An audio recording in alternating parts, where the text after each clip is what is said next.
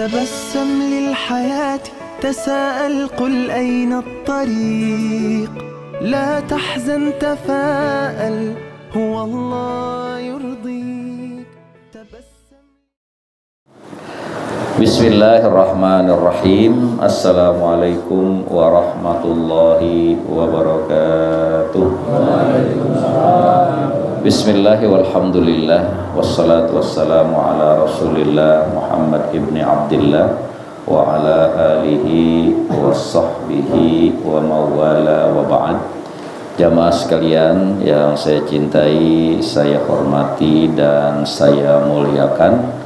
Doa saya mudah-mudahan kita semuanya yang hadir pada malam hari ini senantiasa selalu ada di dalam lindungan dan pertolongan Allah Subhanahu wa taala. Puja, puji dan syukur kita panjatkan kehadirat Allah Subhanahu wa taala atas berbagai macam nikmat yang Allah berikan kepada kita, sehingga alhamdulillah pada malam hari ini di malam Ahad kembali kita sama-sama dapat hadir duduk dan bersilaturahmi di majelis taklim kita ini, dan mudah-mudahan setiap langkah kaki kita menuju tempat ini, hadirnya kita, duduknya kita, ngaji dan silaturahminya kita, kesemuanya akan mendapat ganjaran dan balasan pahala dari Allah Subhanahu wa taala. Allahumma shalli ala sayyidina Muhammad wa ala ali sayyidina Muhammad. Salawat dan salam kita sampaikan, kita hadiahkan, kita persembahkan kepada junjungan kita Nabi besar Muhammad sallallahu alaihi wasallam. Jamaah sekalian yang saya cintai dan saya hormati, sejenak kita pasang telinga kita, kita buka pintu hati kita, kita dengarkan apa yang disabdakan oleh Nabi kita Muhammad sallallahu alaihi wasallam dengan satu harapan. Dengan satu harapan, apa yang akan kita kaji pada pengajian kita malam hari ini sudah ada sama diri kita. Nah, kalau sudah ada sama diri kita, maka yakinkan dan pastikanlah bahwa kita ini adalah orang yang akan selamat dunia dan akhirat. Ada satu hadis dari Nabi kita Muhammad sallallahu alaihi wasallam, kata beliau, arbaun man u'tiyahunna faqad u'tiya khairad dunya wal akhirah. Ada 4 hal, ada 4 perkara. Man u'tiyahunna, kalau 4 perkara ini sudah diberikan kepada kita, faqad u'tiya khairad dunya wal akhirah, maka sesungguhnya kita sudah diberikan kebaikan-kebaikan yang ada di dunia dan kebaikan-kebaikan yang ada di akhirat. Ada 4. Ini nanti kita muhasabah, kita introspeksi diri. Udah ada belum nih 4 sama kita nih? Nah, kalau sudah ada, ini aman kita. Aman berarti bahwa doa kita yang selalu kita minta kepada Allah, Rabbana atina fid dunya hasanah wa fil akhirati hasanah, ini udah dikabul sama Allah. Yang pertama, lisanun dzakirun. Dari 4, yang pertama itu adalah lisanun dzakirun, lisan yang selalu zikir kepada Allah Subhanahu wa taala. Pertanyaannya, ini lidah kita bahasa apa nih? Bahasa ngobrol, bahasa gosipin orang, ngomongin orang, cerita ngalor ngidul, atau emang lidah dan bibir kita ini bahasanya udah bahasa zikir sama Allah? Nah, ketika ada seseorang, ketika kita ini sudah memiliki lisan yang dzakirun, lisan yang selalu zikir kepada Allah, maka pastikanlah bahwa diri kita ini sudah siap untuk menerima kebahagiaan dunia dan akhirat. Nah, Ustaz, saya ini lidah saya basah ngomongin orang mulu. Lidah saya mah basah gibah mulu, namimah mulu, ngobrol ngalor ngidul yang enggak karuan. Nah, kalau ini yang parah ini. Maka upaya dan usahalah gimana caranya agar lidah kita ini lisanun dzakirun, lidah yang selalu zikir kepada Allah. Kalau kita bicara masalah zikir, ada namanya zikir qalbi, mulut mak diem, hati zikir. Ada lagi zikirun zikrul lisan, la ilaha il, bibir kita yang zikir. Ada lagi zikir itu hati dan lisan, dua-duanya ini menggabung. Ini yang paling bagus. Tapi ketimbang tidak sama sekali, hati kagak zikir, hati dan lisan gak zikir, ya sudah lisan aja. Di sholat atau kapan saja, silakan perbanyaklah zikir. Nah, ini yang pertama. Wa qalbun syakirun. Kemudian yang kedua, orang yang memiliki hati syakirun, hatinya selalu bersyukur. Maka dalam kehidupan dunia, agar hati kita ini senantiasa selalu mensyukuri nikmat yang Allah berikan, maka dalam kehidupan dunia ini nengok, lihat, perhatikan orang yang lebih bawah dari kita, baru akan ada rasa syukur. Kita merasa susah, hidup kita merasa susah. Kalau kita nengok ke bawah, kita perhatikan ke bawah, pasti akan ada orang yang lebih susah dari kita. Benar ya kira-kira ini ya? Iya. Tapi kalau masalah dunia kita nengoknya ke atas,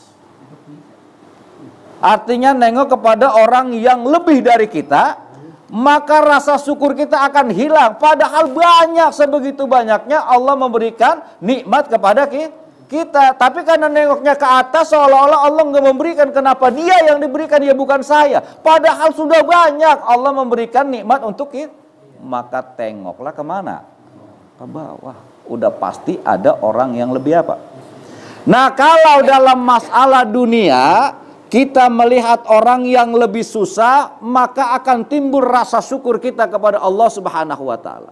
Awalnya kita merasa susah, ternyata kita perhatikan ada lagi orang yang lebih apa?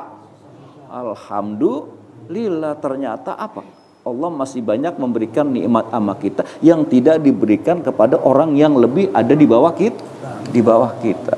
Tuh, wa qalbun syakirun. Lain halnya dalam masalah ibadah. Kalau masalah ibadah mah nengoklah, lihatlah orang yang lebih rajin dari kita. Walaupun itu anak muda. Kita ini udah tua. Kemudian kita melihat anak muda yang umurnya jauh lebih muda dari kita, kemudian anak itu lebih rajin ibadah, lihat dia. Nanti akan timbul pertanyaan pada diri kita, Masya Allah, gue yang udah tua masih begini-gini aja ini ya. Tuh. Itu anak umurnya lebih muda kok lebih rajin ibadahnya. Tuh, kalau masalah apa nih? Masalah ibadah. Wa qalbun syakirun, hati yang selalu bersyukur atas segala nikmat yang Allah berikan. Wa badanun alal bala'i sabirun. Kemudian yang ketiga, badan, raga kita nih, badan kita nih, tubuh kita nih, alal bala'i sabirun. Ketika mendapatkan ujian, ketika mendapatkan cobaan, ketika mendapatkan bala, sabirun, badan kita sabar. Nah ini, kita kan tidak selamanya sehat, walaupun kita minta Bener nggak kira-kira ini ya? Kalau kagak seminggu sekali, sebulan sekali mampek kita ini. Apalagi sekarang di badan kita udah banyak banget nempel penyakit. Nah, ketika Allah Subhanahu wa taala memberikan ujian, ketika Allah Subhanahu wa taala memberikan cobaan dalam kehidupan ini, sabirun, kita kudu sabar. Nah, yang namanya ujian, yang namanya cobaan itu berbentuk umum. Bisa ada pada badan kita, bisa ada pada penghasilan kita.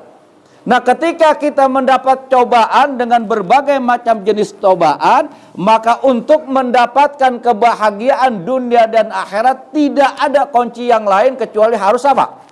Sabar. Contoh, ini semuanya nih untuk kita semuanya nih. Mungkin dulu kita mendapatkan uang itu gampang.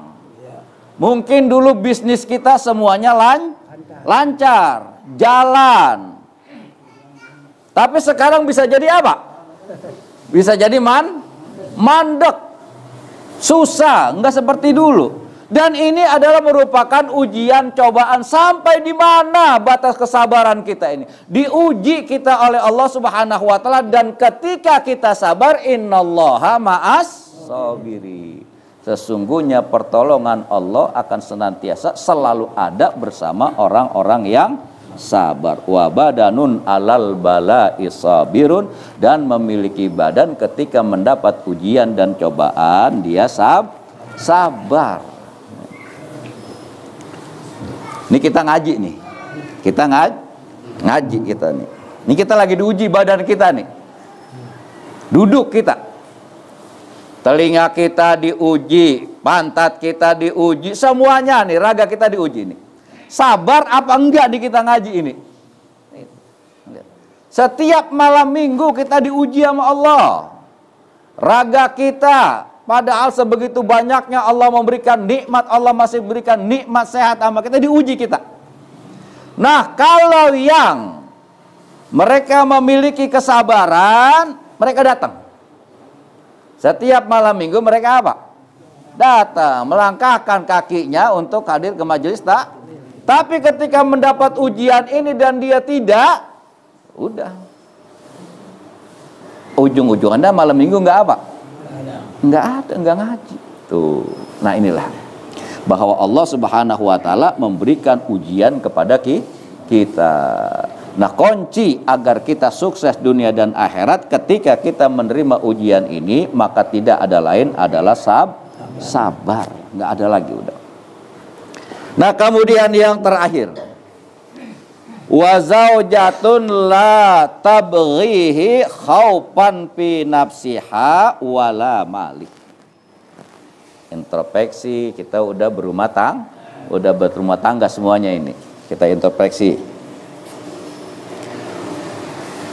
Ketika ada seorang perempuan, ketika ada seorang istri, kemudian sang istri ini mau mendampingi hidup, mau bareng hidup sama kita, berkeluarga. Nah, dia bukan ingin senang. Dia juga bukan karena kita kaya, dia mau sama kita. Kira-kira bisa dipaham kan dia? Bini kita, dah biar data-data nih ngomong nih. Bini kita yang hidup sama kita, dia mau hidup sama kita bukan karena kita kaya.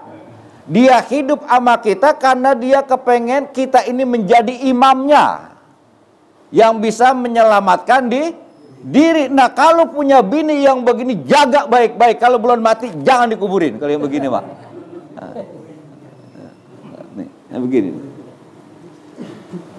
Nah, tapi ini seandainya ada orang, ada perempuan yang mau hidup dengan kita, dia ngincer, tahu gak ngincer? Iya, ngincer. Gue mau kawin sama lu, Bang. Gitu. Gue mau kawin sama lu, gue mau nikah sama lu, Bang. Apa yang dia incer? Mungkin banyak kontrakannya, banyak duitnya, punya jabatan. Nah, kalau yang begini mau buru-buru. Buru-buru. Nah, kalau ada seorang istri, dia berumah tangga mencari sang suami bukan karena harta sang suami, maka istri yang begini pun yang pasti akan mendapatkan kebahagiaan dunia dan akhirat. Perhatikan, kalau Allah Subhanahu wa taala sudah memberikan 4 ini, yang pertama lisan yang selalu zikir, hati yang selalu bersyukur, badan yang sabar ketika mendapatkan ujian, dan istri yang mau hidup dengan kita bukan karena harta kita, maka sesungguhnya orang yang seperti ini adalah u'tiya khairad dunya wal akhirah. Orang ini sudah diberikan kebahagiaan dunia dan akhirat. Apa kebahagiaan akhirat? Akhirat cuma ada 2. Cuman ada 2 artinya ketika seseorang diberikan kebahagiaan akhirat, udah pasti orang itu bakalan masuk apa? Nah, mudah-mudahan kita semua jadi masukkan ke dalam surganya Allah Subhanahu wa taala. Wassalamualaikum warahmatullahi wabarakatuh.